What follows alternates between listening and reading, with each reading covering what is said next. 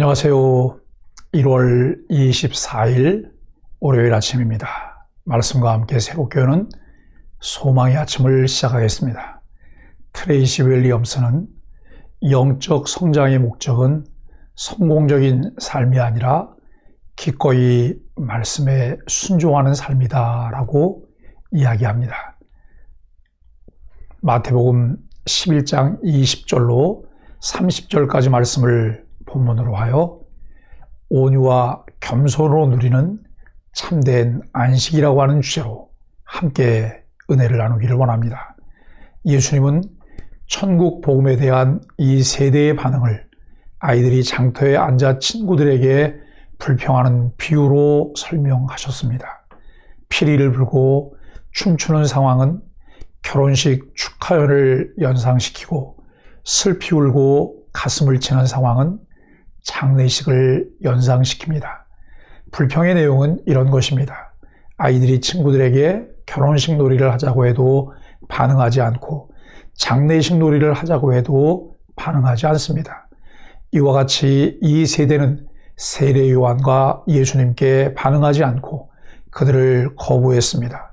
금욕적인 삶을 사는 세례 요한도 거부하고 이와 반대로 먹고 마시는 예수님도 비난했습니다. 세례 요한의 준비 사역과 예수님의 성취 사역 모두 하나님의 지혜의 표현입니다. 이 세대는 요한의 사역과 예수님의 사역 모두에 반응하지 않지만 사람들의 반응과 상관없이 예수님은 천국을 도래시키는 사역을 성취하실 것이고 그것을 통해 예수님의 사역이 옳았다는 것이 증명됩니다. 예수님은 갈릴리 북쪽의 유대 마을들에서 권능을 많이 행하셨지만 마을 사람들이 회개하지 않았습니다.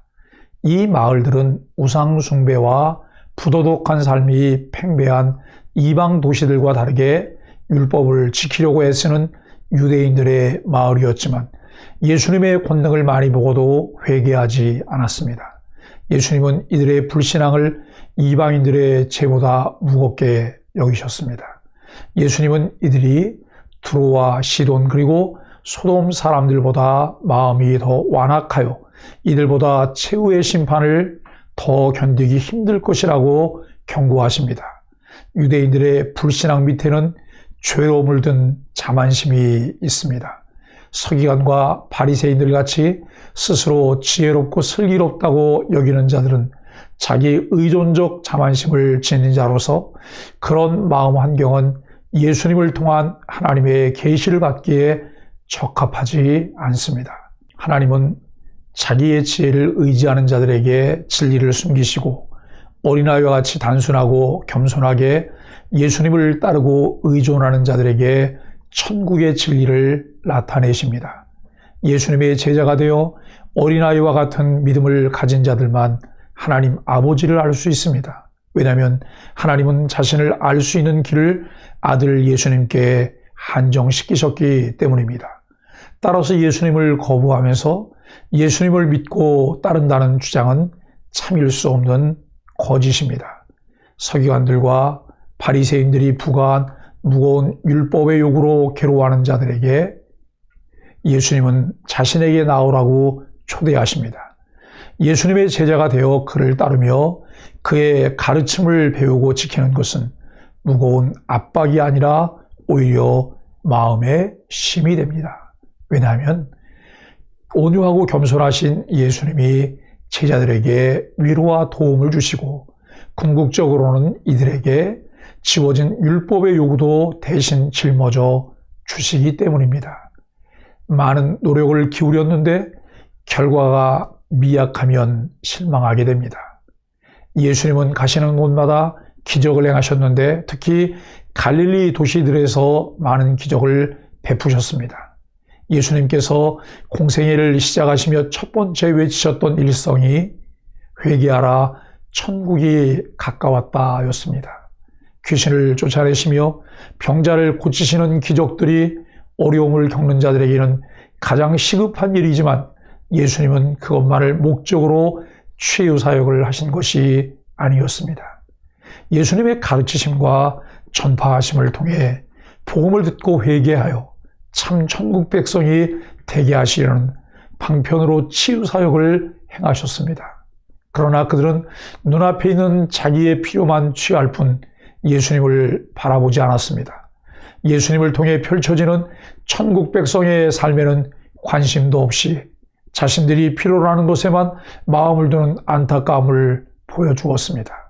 회개하지 않는 고라신과 벳세다, 가버나움을 향해 엄히 경고하십니다.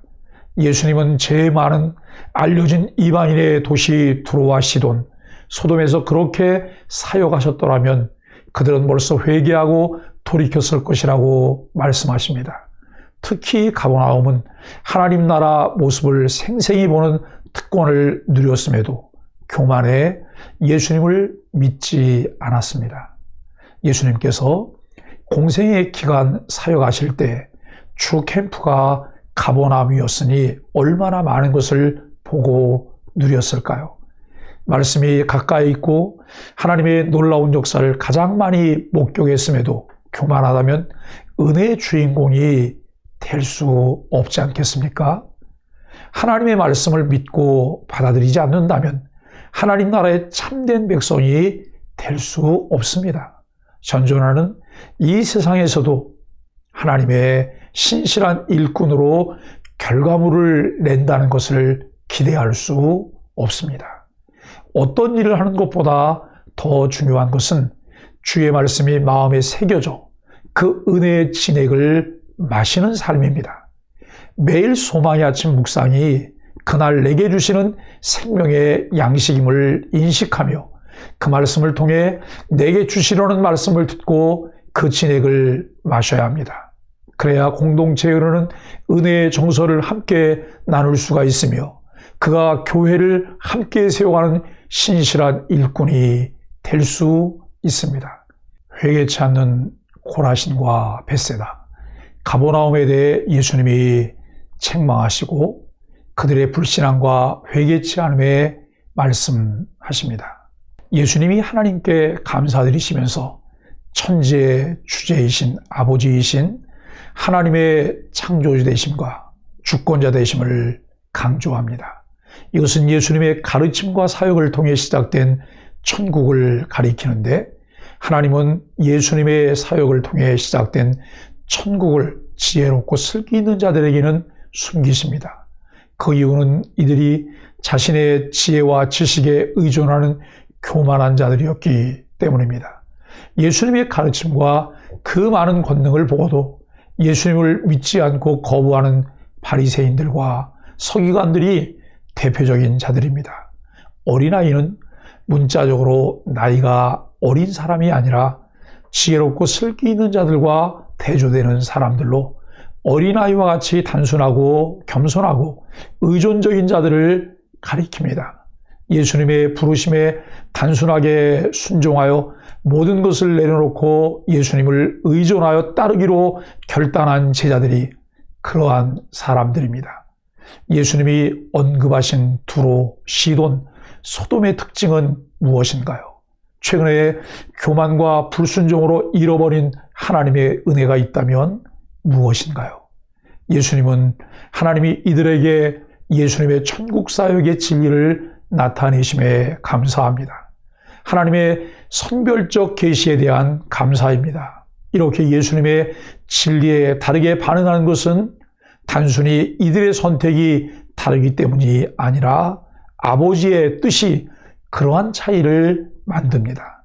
하나님은 어린아이의 마음과 같은 환경에서만 예수님의 진리가 계시되고 받아들여지도록 정하셨다는 은혜받는 공식 같은 것을 말씀하십니다. 내 아버지께서 모든 것을 내게 주셨으니라는 말씀은 하나님이 자신과 하나님께서 이 땅에 펼치시는 천국에 대한 지식을 예수님께만 주셔서 예수님을 통해서만 나타날 수 있게 하셨음을 의미합니다.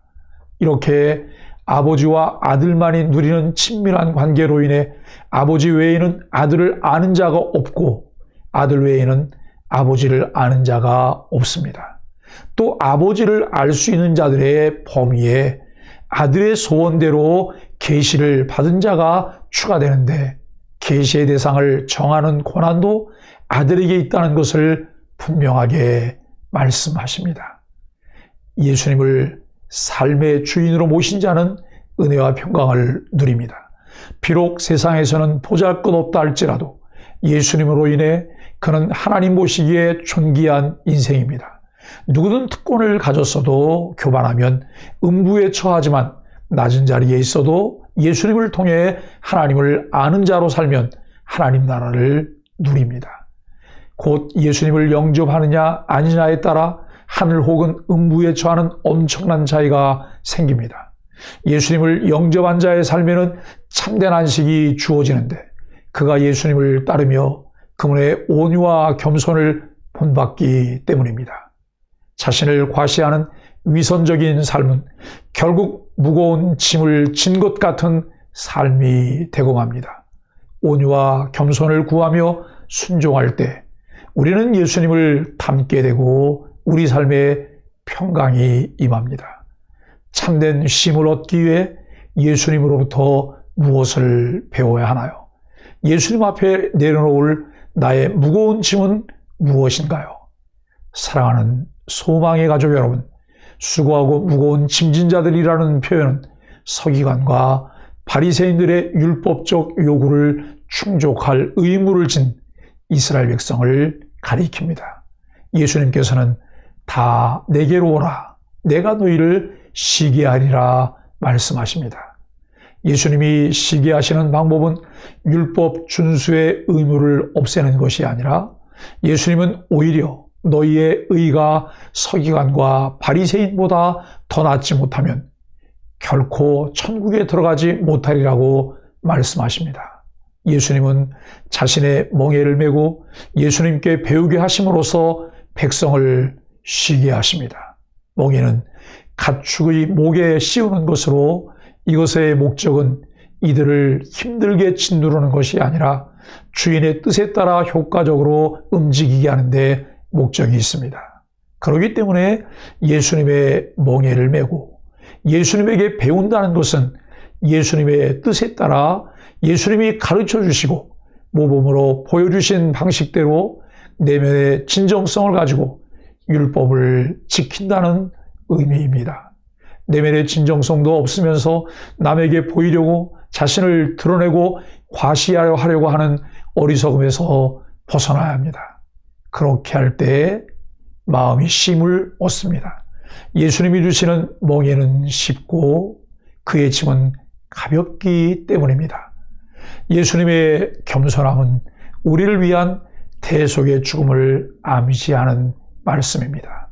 말씀의 의미를 바르게 이해하여 예수님의 초대에 응하고 참된 안식을 누리는 신앙의 삶이 되기를 예수 그리스도의 이름으로 간절히 축복합니다. 함께 기도하겠습니다.